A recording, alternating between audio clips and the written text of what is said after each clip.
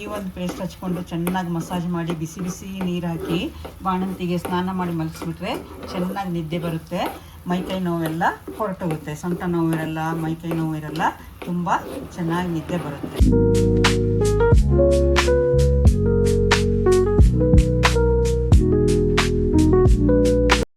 ಬಾಣಂತಿಗೆ ಸ್ನಾನ ಮಾಡಿಸ್ಲಿಕ್ಕೆ ಪೇಸ್ಟ್ ತಯಾರಿಸ್ಕೊಳ್ಳಿಕ್ಕೆ ಇಷ್ಟು ಸಾಮಗ್ರಿಗಳು ಬೇಕು. ಅರಿಶಿಣದ ಕೊಂಬನ್ನು ರಾತ್ರಿ ನೀರಲ್ಲಿ ಹಾಕಿ ನೆನೆಸಿಡಬೇಕು. ಅದು ನೆನೆಸಿಟ್ಟಿದ್ದು ಈ ರೀತಿಯಾಗಿ ಆಗಿರುತ್ತೆ. ಇದನ್ನು ರಾತ್ರಿ ನೆನೆಸಿಟ್ಟಿದ್ದೆ, ಈ ರೀತಿಯಾಗಿ ಇದು ಉಪ್ಕೊಂಡಿದೆ. ಇದನ್ನು ನಾವು ಮಿಕ್ಸರಿಗೆ ಹಾಕಿ ರುಬ್ಕೊಳ್ಬೇಕಾಗುತ್ತೆ. ಇದನ್ನೆಲ್ಲ ನಾವು ಮೊದಲು ಜಜ್ಜಿಕೊಂಡು ಮಿಕ್ಸರಿಗೆ ಹಾಕ್ಕೊಳ್ಳೋಣ. ಕೆಲವೊಂದು ಬೇರು ಸ್ವಲ್ಪ ಗಟ್ಟಿ ಇದೆ, ಇದನ್ನು ಸಹಿತ ಜಜ್ಜಿಕೊಂಡು ಮಿಕ್ಸರ್ಗೆ ಹಾಕ್ಕೊಂಡ್ರೆ ಚೆನ್ನಾಗಿ ಪುಡಿ ಆಗುತ್ತೆ.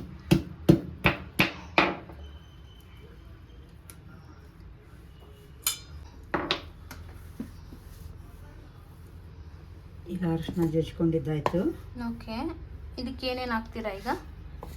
ಇದು ಬಜೆ ಬೇರು ಹಾಕ್ಕೊಂಡಿದ್ದಿದೆ ನೆನೆಸಿದ್ದು.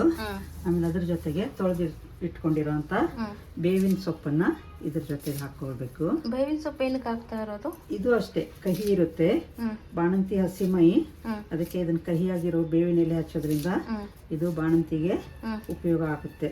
ನುಣ್ಣಗೆ ರುಬ್ಕೊಳ್ಬೇಕು. ಇದೇ ನೆನೆಸಿಟ್ಕೊಂಡಿರೋ ನೀರೇ ಇದೆ, ಇದನ್ನು ವೇಸ್ಟ್ ಮಾಡಬಾರ್ದು. ಇದನ್ನು ಹಾಕ್ಕೊಂಡು ಮಿಕ್ಸಿಯಲ್ಲಿ ಹಾಕ್ಕೊಂಡು ಚೆನ್ನಾಗಿ ರುಬ್ಕೊಳ್ಳಿ.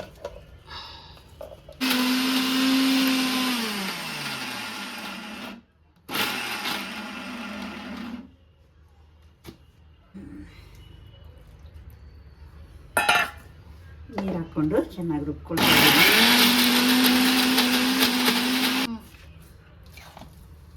ನೋಡಿ ರುಬ್ತಾ ಇದ್ದೀನಿ. ಇದು ಗಟ್ಟಿ ಇದೆ, ಇನ್ನೊಂದು ಸ್ವಲ್ಪ ನೀರು ಹಾಕ್ಕೊಂಡು ನುಣ್ಣಗೆ ರುಬ್ಕೋಬೇಕು.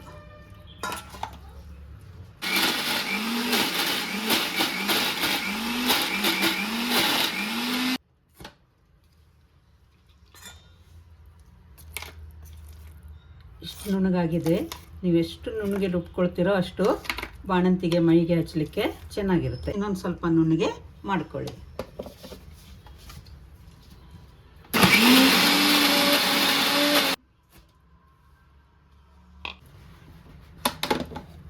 ಈಗ ಚೆನ್ನಾಗಿ ನುಣ್ಣಗಾಗಿದೆ.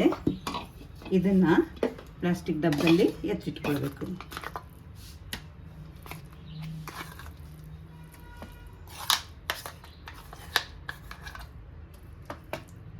ನುಣ್ಣಗೆ ರುಬ್ಕೊಂಡಾಯ್ತು. ಇದನ್ನು ಒಂದು ಡಬ್ಬದಲ್ಲಿ, ಪ್ಲಾಸ್ಟಿಕ್ ಡಬ್ಬದಲ್ಲಿ ಹಾಕಿಟ್ಟಿದ್ದಿದೆ. ಇದನ್ನು ನಾವು ಫ್ರಿಜ್ನಲ್ಲಿ ಎತ್ತಿಟ್ಬಿಟ್ರೆ ಡೈಲಿ ಒಂದಿಷ್ಟು ತಗೊಂಡು ಎಣ್ಣೆ ಜೊತೆಗೆ ಬಿಸಿ ಮಾಡಿಕೊಂಡು ಬಾಣಂತಿಗೆ ಹಚ್ಚಲಿಕ್ಕೆ ಆಗುತ್ತೆ. ಇಷ್ಟು ಪೇಸ್ಟ್ ಒಂದು 8 ದಿನ ನಿಮಗೆ ಸ್ನಾನ ಮಾಡಿಸ್ಲಿಕ್ಕೆ ಆಗುತ್ತೆ. ಇದಕ್ಕೆ ಬಜೆಬೇರು ನೆನೆಸಿ ಹಾಕಿರೋದ್ರಿಂದ ಬಜೆಬೇರಿನ ವಾಸನೆ, ಅರಿಶಿಣದ ವಾಸನೆ ಸೇರಿ ತುಂಬ ಚೆನ್ನಾಗಿ ಸ್ಮೆಲ್ ಬರ್ತಾ ಇದೆ. ಬಾಣಂತಿಗೆ ಸ್ನಾನ ಮಾಡಿಸ್ಲಿಕ್ಕೆ ಚೆನ್ನಾಗಿರುತ್ತೆ. ಈಗ ಒಂದು ಬಾಣಲೆಯಲ್ಲಿ, ಕಬ್ಬಿಣದ ಬಾಣಲೆ ಇದ್ದರೆ ಒಳ್ಳೆಯದು, ಅದರಲ್ಲಿ 1.5 ಸ್ಪೂನ್, ದೊಡ್ಡ ಸ್ಪೂನ್ನಿಂದ 1.5 ಸ್ಪೂನ್ ಪೇಸ್ಟ್ ತೊಗೊಂಡಿದ್ದೀನಿ. ಇದಕ್ಕೆ ಸ್ವಲ್ಪ ತೆಂಗಿನ ಎಣ್ಣೆನ ಹಾಕ್ಕೊಳ್ಬೇಕು. ನೋಡಿ, ತೆಂಗಿನ ಎಣ್ಣೆ ಮೈಗೆ ಮಸಾಜ್ ಮಾಡಲಿಕ್ಕೆ ಚೆನ್ನಾಗಿರುತ್ತೆ.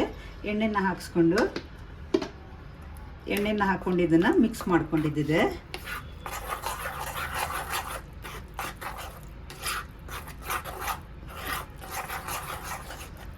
ಸ್ವಲ್ಪ ಮೈಗೆ ಹಚ್ಚಲಿಕ್ಕೆ ಗಟ್ಟಿ ಆಗುತ್ತೆ. ಇನ್ನೊಂದು ಸ್ವಲ್ಪ ನೀರು ಹಾಕ್ಕೊಂಡು ತೆಳ್ಳಗೆ ಮಾಡಿಕೊಂಡು ಗ್ಯಾಸ್ನಲ್ಲಿ ಇದನ್ನು ಬಿಸಿ ಮಾಡಬೇಕು.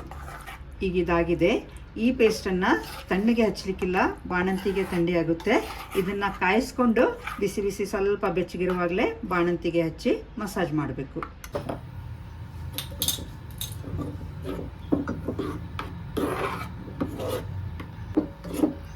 ಬಾಣಂತಿಗೆ ಹಸಿ ಮೈಗೆ ಈ ಥರ ಪೇಸ್ಟ್ ಹಚ್ಚೋದ್ರಿಂದ ತುಂಬ ಉಪಯೋಗ ಆಗುತ್ತೆ. ಏನು ಉಪಯೋಗ ಆಗುತ್ತೆ? ಇದು ಒಂಥರ ಆ್ಯಂಟಿಬಯೋಟಿಕ್ ಥರ.